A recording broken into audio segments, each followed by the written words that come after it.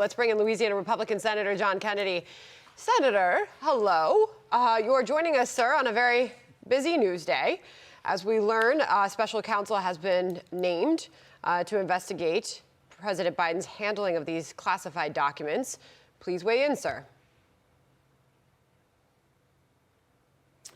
Well, I just find all of this surreal. It's almost like watching a Quentin Tarantino movie. I suppose my first thought is that all of this is yet one more example of why in Washington, D.C., if it were not for double standards, there wouldn't be any standards at all. I'm not surprised that the Attorney General has appointed a special counsel. I'm not sure he had a choice. The White House has tried, and the White House doesn't have enough hazmat suits to clean up this mess. Aside from the obvious that the Justice Department is investigating President Trump for something that President Biden himself may have done, there are a lot of other intriguing questions for the Inspector General. Number one, was there a cover-up? The powers that be have known about all this since November 2nd. It's now the middle of January. Was there a cover-up? Who was involved? Number two, what's the role of the University of Pennsylvania Biden Center in all of this? The Penn Biden Center is not some normal Ivy League think tank. We now know that it's in Washington, D.C. It was a hangout, a clubhouse for President Biden and his people before they were inaugurated, and allegedly it is funded with tens of millions of dollars from China. What's up with that? Number three, what's the role of the National Archives in all of this? The National Archives was scathingly critical of President Trump and his documents. They've known about all this since November 2nd or 3rd. They've been missing in action with respect to President Biden and his documents. You couldn't have found them with a search party. We still haven't heard from them. What's up with that? And I guess my fourth question is, did any member of Congress know about this? I didn't. And if some of my colleagues knew about it, I'd like to know why I didn't. You know, Senator, we also look at the way that Joe Biden responded to what happened at Mar-a-Lago in that now infamous interview with 60 Minutes. Let's play back what the president said back then. Listen here. How that could possibly happen, how anyone could be that irresponsible. I mean, he took a flensing knife to former President Trump. And you know, I guess something like that, you're kind of reminded of Matthew 7, verse 3, and talk about specks and logs. Well, as I've said before, life is full of contradictions, but where I come from, we call that hypocrisy. Again,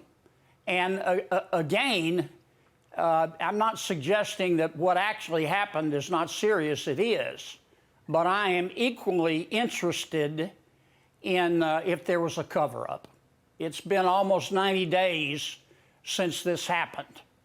And if the shoe were on the other foot, as it indeed once was, many of my Democratic friends would be screaming like a banshee about this. But there's been 90 days almost of stone-cold silence, and not just by my Democratic colleagues, by the National Archives, by the Penn Center, by the Justice Department, and I'd like to know what's up with that. Senator, Kevin McCarthy spoke, I believe it was in the 11 o'clock hours, so just a couple of hours ago, on Capitol Hill. He took a microphone and he promised this. Listen. I think Congress has to investigate this. Here's an individual that's been in office for more than 40 years. Here's an individual that sat on 60 Minutes that was so concerned about President Trump's documents locked in behind, and now we find it just as a vice president, keeping it for years out in the open in different locations. All right, so he made it very clear where he stands on this. We'll see what happens with a congressional investigation. Meantime, we're awaiting the White House, and this press briefing is expected in about 10 minutes from now. Knowing that Karine Jean-Pierre, the White House press secretary, will be somewhat limited in what she can say and what she can answer there, Senator, what would be your question to her?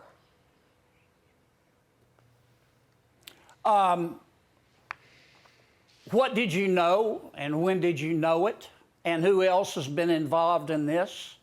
And you talk a lot about transparency. Why didn't you tell the American people? The White House has known about this since right before the midterms. A cynical person could draw a parallel between this and the Hunter Biden laptop, which was squelched before that election. Now we have important midterm elections. This comes out and they keep it quiet. Those are all fair questions. I'm not accusing anyone of anything. But it's been my experience in Washington, D.C., that there are not very many coincidences. It's a pretty political place. I remember Joe Lockhart told me a long, long time ago, though, at the White House, never underestimate our ability to screw up. So I mean, maybe it's not a coincidence. Maybe it's just a screw up. Who knows? You talked a second ago about double standards, and if there weren't double standards, there'd be no standards. And we look at what the coverage of the Trump document issue was, and Brett Baer pointed this out, that the New York Times did an elaborate three-dimensional reconstruction of the bowels of Mar-a-Lago that allowed you to virtually walk through and see where the documents were housed and where the tunnels were and where the doors were and where partygoers might be in proximity to a door that led to a tunnel that led to the back room where the documents were being housed. And maybe if you had been able to get away and get past security, you could have gone up to the president's private office where other documents were housed. I mean, if you take a look at that political advertisement with the president, and he's got his Corvette out there in the driveway of his home, and the garage door is wide open, and you see a stack of boxes that seem to have documents in them. And we don't know if those were the actual documents, but you could make a case that, hey, how long was the film crew there with the door open, and did they have potential access to the documents that were housed inside that garage? I mean, it's just the difference in coverage between Mar-a-Lago and this is stunning. Well, this may seem like a strange analogy, John, but I think this is not going away, and the coverage of this, in some respects, is going to be like the coverage of the border crisis. Your station started talking about the border crisis early and first, and it was ignored by many members of the media for the longest time, but they can't ignore it anymore, and they're not ignoring it. I think this situation is similar. I think you will have some left of center news organizations who will try to not report on this, but the United States of America is a pretty big rug. It's too big to sweep this under that rug. I think the American people are going to want to know what happened. Well, to be clear, it was broken by other news outlets. Initially, CBS, the last document reporting was done last night by NBC. So they're in there, and we noticed it in the White House press briefing yesterday, right, John? The reporters were staying on this and pressing. And in fact, one reporter in the room asked Karine Jean-Pierre, are there more documents? Only to find out last night that there were. Yeah. Hmm? So, that's one of the questions that they're going to have to look at. Okay. Yeah, I mean, it's a multi-layered onion, I think, and we're slowly starting to peel it back. Senator, thanks so much. I always appreciate having you on. Thank you, Senator.